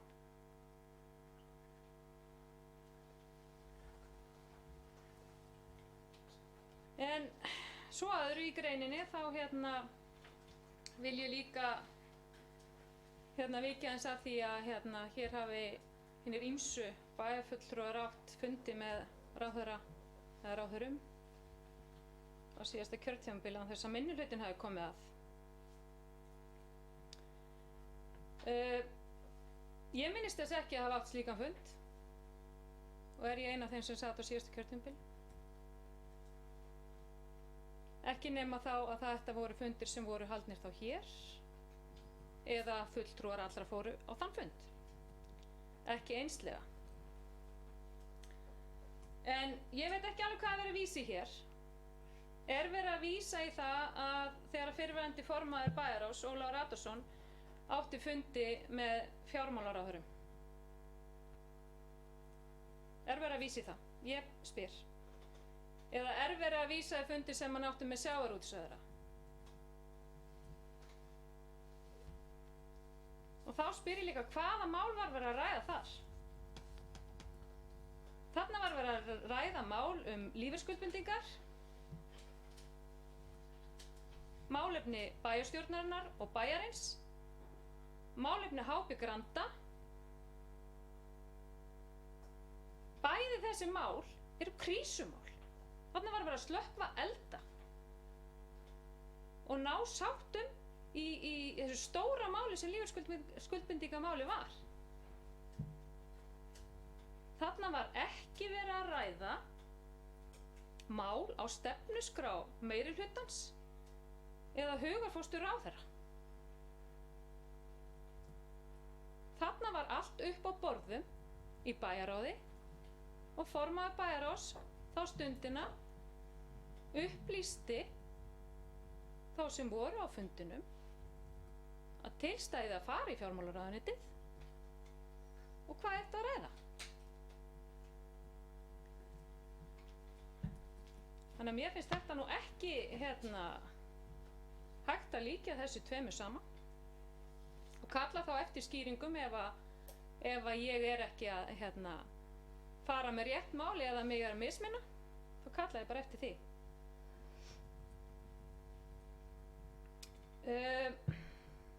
Það var vikið hér áðan líka með að við tókum varaformennsku í fagráði. Af hverju gerðum við það? Þá voru ákveðnir flokkar hér líka við uppi vegg í því máli. Það var jafnvel erfitt að ná kynjakvóta. Hugmyndir voru upp að fjölgera þeim. Af hverju var þetta lendingin? Það var ágætt kannski að heyra í því með það.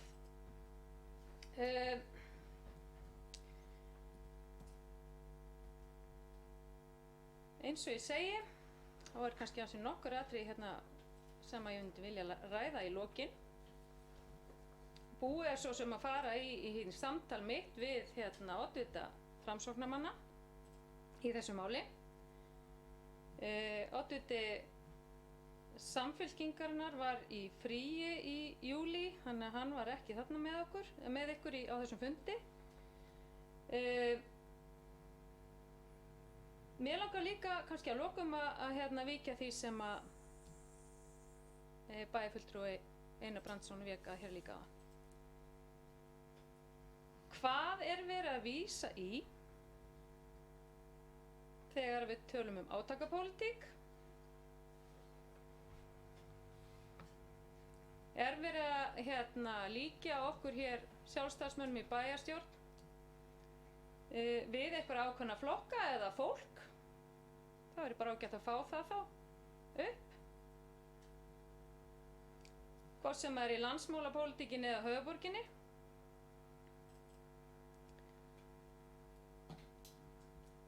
Og ósk meirihlutan sé að vinna áfram í sameiningu á góðum verkum. Ég ætla alveg að taka undir það og kalla eftir samvinnu. Ég hef ekki svo sjaldan staðið hér og kallað eftir því. En þá verð ég bara að spyrja hvernig. Vonandi með bættum vinnubrögðum.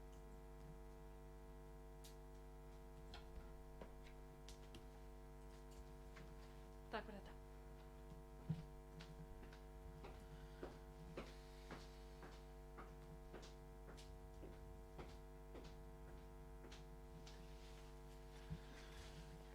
Takk fyrir bæjarfulltrúi Rakel Óskarsdóttir og orðið er enn laust.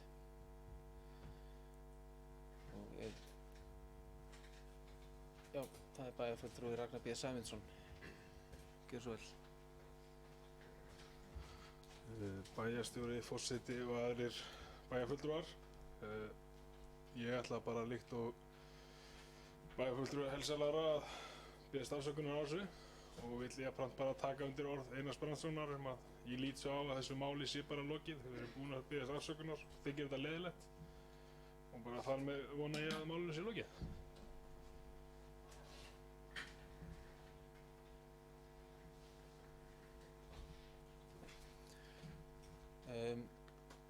Eru fleiri sem óska eftir að taka til máls?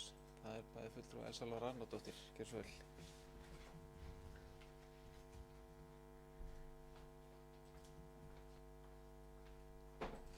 Forseti, ágætu bæjarfulltrúar, bæjarstjóri og aðrir sem á hlýða.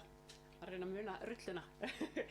En ég vil byrja á að þakka þeim bæjarfulltrúum, Einari Brandsyni og Rakel Óskarsdóttur og auðvitað kollega mínum hérna innan flokks. Ragnari Baldvini Sæmundsssyni fyrir þeirra orð.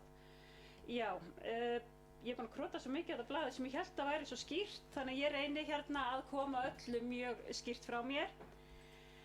En það voru nokkrar spurningar og ég skal gera mitt besta til að svara þeim. Ég lít svo á að þegar maður biður afsökunar á einhverju, lofar að hlutirnir gerist ekki aftur, lofar að, eða ræðir það að gera sitt besta til að bæta vinnubrögð, að þá þýði afsökunarbeiðnin í rauninni auðvitað kom ykkur þetta við.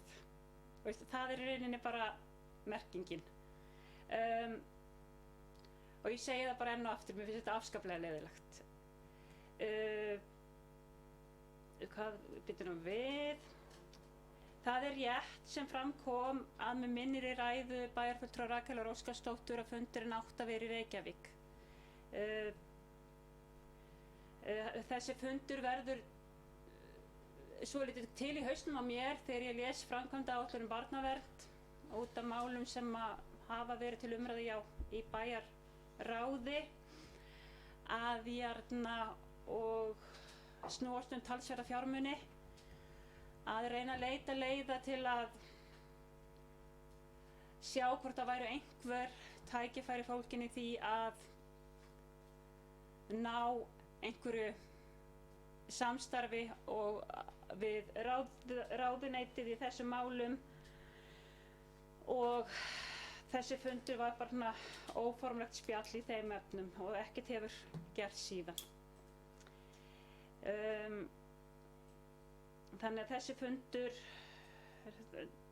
það voru einhverja vikur frá því hann verður til í hausnum á mér þar til að fundarboðið í rauninni er staðfest, og einhverjum dögum síðar var það sá fundur áætlaður í Reykjavík og síðan hér daginn eftir á Akranesi. Þegar það vísað í átakapólitík, ég veit það ekki, en svona kannski þegar það er verið að vísa í það að í stefnu okkar í meirihlutanum að aukið íbúalýðræði og skilvirk stjórnsýsla séu eingöngu í orði en ekki á borði, að þar með kannski var það kannski einhver svona kveikjuþráður að fólk leit svo á að það væri skoðun minnihlutans að samstarfið væri ekki gott. En kannski er það misskilningur og ég vona svo. Auðvitað veit ég það að samstarfið þarf að lagast á mjög mörgum sviðum hvað varðar upplýsingaflæði milli aðila, og það er sem við erum akkurat að ræða hér. Og hvernig, það er bara að stíga betur til jarðar, vera meira í núinu, tala betur saman, vera ekki á undan sjálfum sér og gera mistök sem þessi, sem ég svoleiðis viðurkenni bara enn og aftur að voru gerð. Ég held ég skilji ekki mikið meira af þessum krasspunktum sem eru hér, en hvað varðar það hvernig minnihlutinn hefur komið á móts við ýmsa hluti með því að taka til dæmis varaformennsku í ráðum, með því að sinna ýmsum mjög mikilvægum málum. Það hluti sem að ég held að allir hér inni séu mjög þakklátir fyrir og sýna bara merki það að við viljum vinna öll saman. Og ég vona svo sannarlega að við getum haldið áfram. Auðvitað er nauðsynlegt að ræða þetta og það aldeilis alls ekki minn vilja að fólk tali ekki hlutin eða segi ekki sína skoðun eða láti sína kjósendur vita eða því líkt. Það var alls ekki markmiðið með okkar skrifum, aldeilis ekki. Ég bara mjög þakklát fyrir þá fundi sem átti sér stað á síðasta kjörtímabili þegar að bæjarfulltrúar fóru á fund saman hvort það var HB Grandi eða lífeyrisskuldbindingarnar. Ég var nú á öðrum stað í pólitík þegar einmitt HB Grandamáli kom upp og það var mjög gaman að fylgjast með samstöðunni í bæjarstjórn þá eins og birtist hér í mörgum málum inn á Alþingi til að sjá hvernig fólk barði saman í því máli. Og maður sá virkilega vel hvernig bæjarfulltrúar voru að beita sér. Þannig að ég er þakklát fyrir þessa fundi. Ég hef búin að fara í hvert umræðuefnið var, en eins og ég segi, ég hef beðið afsökunar og ég veit í raun ekki hvað annað ég á að gera heldur en að biðja afsökunar, lofa hlutinni gerist ekki aftur, reyna að vanda mig betur, en ég gera það bara aftur og ætla að passa mig mjög vel.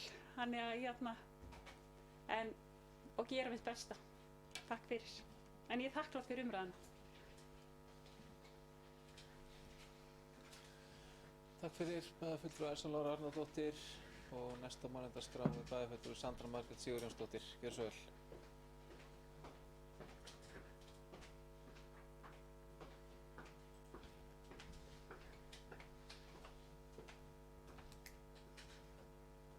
Forseti, ágætu bæjarfulltrúar, bæjarstjóri og aðrir sem á okkur hlýða. Ég held að það sé, ég ætla kannski að byrja á að óska bæjarstjórunum til hamingju með silfurbrúðkaupið. Það er ekki allir sem ná því að vera í hamingjusömu hjónabandi svona lengi. Og líka þakka honum kærlega fyrir góða yfirferð á því sem hefur farið fram hérna í sumar. Margt og mikið á döfunni sem er gott. Varðandi þetta upphlaup sem varð hér í júlí út af því að okkur í minnihlutanum var ekki búið að taka þátt í fundi með ráðherra, að þá að sjálfsögðu tökum við til greina afsökunarbeiðni bæði bæjarstjóra og fulltrúa meirihlutans. Það þýðir samt ekki og ég skildi svo sem formann bæjarráðs þannig að hún er þakklát fyrir umræðuna og ég held að það sé akkurat, það var tilgangurinn með greinaskrifum okkar. Ég meina við tökum alveg við afsökunarbeiðni en það þarf hins vegar að ræða máli til þess að við lærum af þeim. Það er lykilatriði að fara yfir málið og velta fyrir okkur, hvernig getur svona gerst? Hvernig getur það gerst að við endum á þeim stað sem við erum á? Og ég held, og ég trúi því að þetta komi ekki fyrir aftur og að við og það er líka þannig og það er mín skoðun og ég tek undir með bæjarfulltrúa bæði Rakel Óskarsdóttur og Einari Brandtssyni að bæjarfulltrúum að það hefur verið gott samstarf mörg mál. Og við viljum hafa það þannig. Við erum að bjóða okkur fram til að vinna fyrir bæjarbúa og leggja okkar að mörkum. Og við auðvitað getum ekki gert það nema okkur sé boðið að borðinu. Það er augljóst mál. Þannig að ég vildi bara segja þetta og þakka fyrir að fólk svona er auðmjúkt og horfir í eigin barm og vonast til þess að við eigum gott samstarf og jafnvel þá bara bætt og betra samstarf framvegis. Takk fyrir.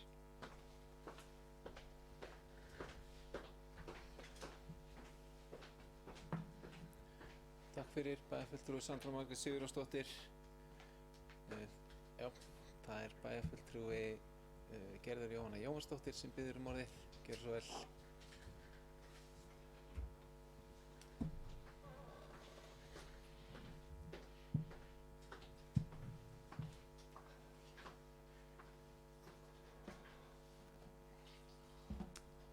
Forseti, bæjarstjóri, til hamingju með daginn. Silfurbrúðkaup er alveg einstakur viðburður í lífi fólks og hlakka mjög til að geta óskaði til hamingju þegar að kemur að gullbrúðkaupi. Það er bara að hlakka til þegar það kemur. En ég ætla sem sagt að koma hérna upp til þess að ræða þennan samstarfsluta og það sem að mínum mati er bara ávæningur sem sagt það við séum kannski ekki vilja til samstarfs í meirihlutanum, túlkunin á því þannig, en að mínum mati hefur bara samstarfið minnihlutan gengið mjög vel, sérstaklega í ráðunum sem ég siti í tveimur, skipulags- og umhverfisráði og velferðar- og mannréttindaráði. En, og það er stórt, en samstarfið gengur alls ekki vel við bæjarfulltrúa Rakel Óskarsdóttur, oddvita Sjálfstæðismanna, fyrir mitt leyti. Af hverju skyldi það vera? Samstarf og samvinna byggir á trausti. Ég treysti ekki bæjarfulltrúa Rakeli Óskarsdóttur. Af hverju ekki? Með framkomu sinni frá því ég byrjaði hér í pólitík hefur hún valdið ekki bara mér, heldur fleirum öðrum hér inni ýmsum áhyggjum verði að segja og kvíða og valdið því hreinlega að starfsumhverfið hér inni hefur verið oft á tíðum ansi spennuþrungið. Og ég veit alveg, ég er alin upp í pólitík, ég veit alveg hvað það er að vera í pólitík og pólitísku umhverfi. Það tekur á ýmsu. Og að vera vænd það að ég sé bara hörundsár og eitthvað annað hér inni er afskaplega sérkennilegt. En ég ætla sérst að vona að núna þegar við ætlum að ræða þessi mál samstarf og samstarfsvilja að bæjarfulltrúi Rakel Óskarsdóttir velji það að vera í samstarfi við okkur hin. Því að það er val. Hingað til hefur mér þetta þótt bara einungis vera á hennar forsendum. En ég held að við séum komin hingað í dag á þennan punkt einungis vegna þess að, eða allavega ég fyrir mitt leyti, á bara mjög erfitt með að, mæta bæjarráðsfund með bæjarfulltrúa Rakel Óskarsdóttur. Af hverju? Af því að ég er svo smeyk hún til að bregða fyrir mig fæti í pólitískum tilgangi einum saman. Já, og auðvitað, svona líta margir á pólitík. Þetta er held ég það sem er að valda því í pólitíkinni í dag að fólk út í bæ er komið með ógeð. Það nennir ekki að fylgjast með pólitík vegna þess að þetta er endalaus klækjabrögð og læti. Af hverju er brottfall úr pólitík hátt? Af hverju er endurnýjun sveitarstjórnarmanna léleg? Ég held að það sé einmitt út af þessu. Vegna þess að fólk á erfitt með að standa upp og tala. Við erum bara venjulegur almúgi hér í bæ. Við erum kosin til þess að verja hagsmuni bæjarbúa. Við erum ekki sérfræðingar endilega í öllu, en við reynum að koma okkur inn í málefnin og það tekur tíma. Fáum við svigrúm til þess? Á flestum, já, en það er ekkert rosalega mikið svigrúm þegar kemur að bæjarfulltrúa Rakel Óskarsdóttur.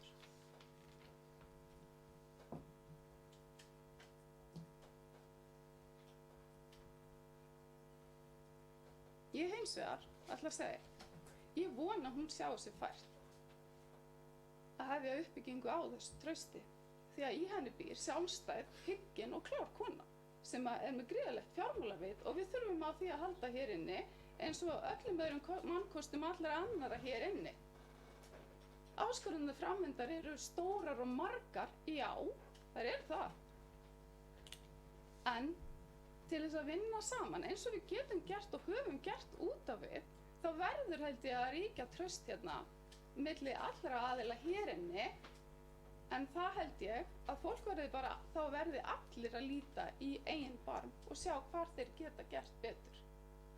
Ég fyrir mitt leyti, mér hefur fundist, eins og ég segi, afskaplega gott að vinna með fulltrúum Sjálfstæðisflokksins í þeim ráðum sem ég sit í venjulega. En ég mun koma aftur upp síðar og ræða ákveðin atriði sem gerðist hérna í sumar betur. Ég er að læra, ég gerir mistök, ég er mannleg og ég ætla að vona að við getum haft mennskuna hérna inni að leiðarljósi og fyrirgefið fólki og sýnt smá umburðarlyndi. En þannig byggjum við upp gott samstarf með umburðarlyndi fyrir öðru fólki og því að við geta að tala saman og það byggist á trausti. Takk fyrir. Takk fyrir bæjarfulltrúi Gerður Jóhanna Jóhannsdóttir. Næstur á mælendaskrá er bæjarfulltrúi Ólafur Adolfsson. Gjörðu svo vel.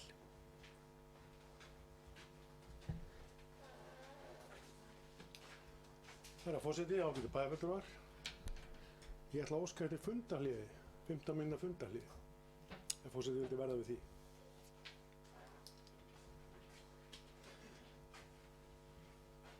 Gerum nú 15 mínútna fundarhlé á þessum bæjarstjórnarfundi